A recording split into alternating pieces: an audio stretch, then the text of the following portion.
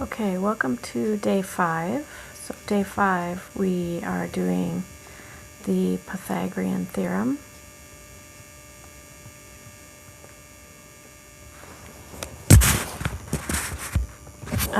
So please make sure before you do this that you've done activity 1 because we are building on activity 1 with the bed mass order of operations.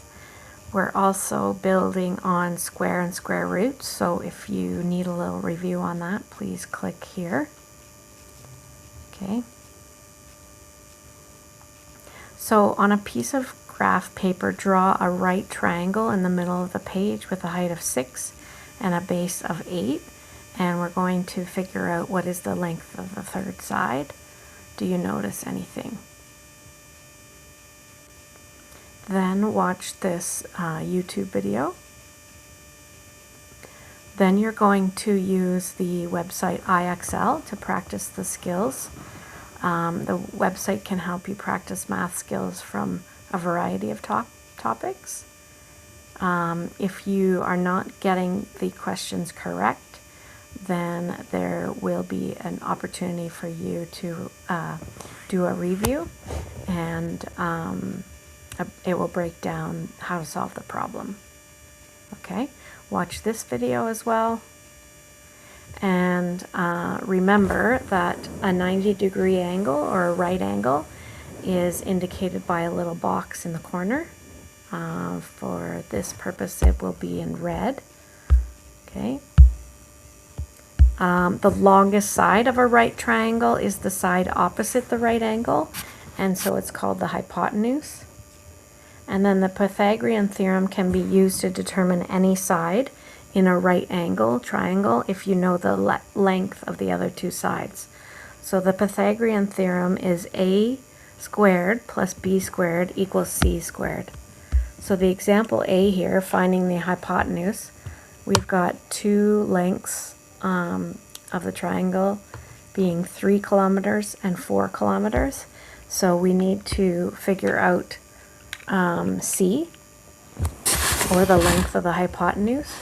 So the Pythagorean theorem, we will use A equals 3 and B equals 4, and so we get those from the answers that are already there, the diagram that is labeled.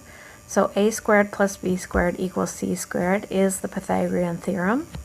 3 squared plus 4 squared equals C squared. So we plug in the A equals 3 and B equals 4.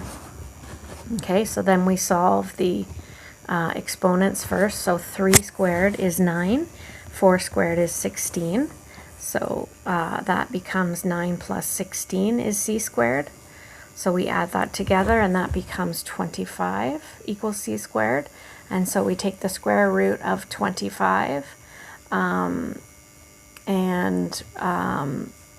look at the square root of C squared. And so when we simplify that, we get 5 equals C. So the length of the hypotenuse is 5 kilometers. And then we go back and look, does it make sense, right? This one is 3, this one is 4. So yeah, it makes sense that C would be 5 because it looks longer than the 3 and the 4. Okay.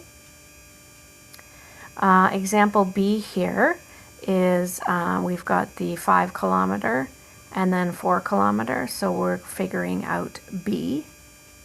So it's a little bit different. We're looking for the length of the missing leg. So again, we use the Pythagorean theorem, but we know A and C this time as opposed to A and B, right? So A equals 4 and C equals 5. So we put that into our equation. 4 squared plus B squared equals 5 squared, right? Because A equals 4 and C equals 5. So 16 plus B squared equals 25. So then we have to subtract 16 from both sides. So 16 from here and 16 from here. So that gives us B squared equals 9. So b squared equals, the square root of b squared equals the square root of 9. So then b is 3 when we simplify. So the length of the missing leg is 3 kilometers, and then we go back up. 3 kilometers, that makes sense because it's shorter than this one and shorter than this one. So chances are we did it correct. Okay, so you're going to visit the IXL website to practice finding the length of the hypotenuse and finding the missing leg length.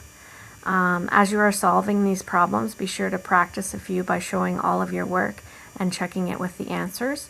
You will need to demonstrate these skills in your exit ticket.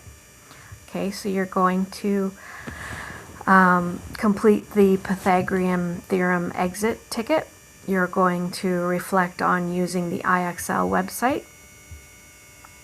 And you're going to answer what were some things that were helpful from the IXL website, what were some challenges you experienced using the tool, and why would you use this website in the future. Okay, and again, the chart for the reflection is at the beginning of the numeracy unit. And I think it's also here for you. Let's just double check.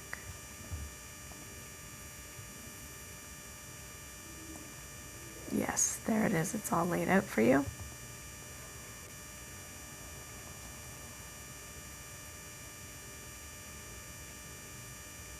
And that's it for day 5. Thank you. Please email if you have any questions.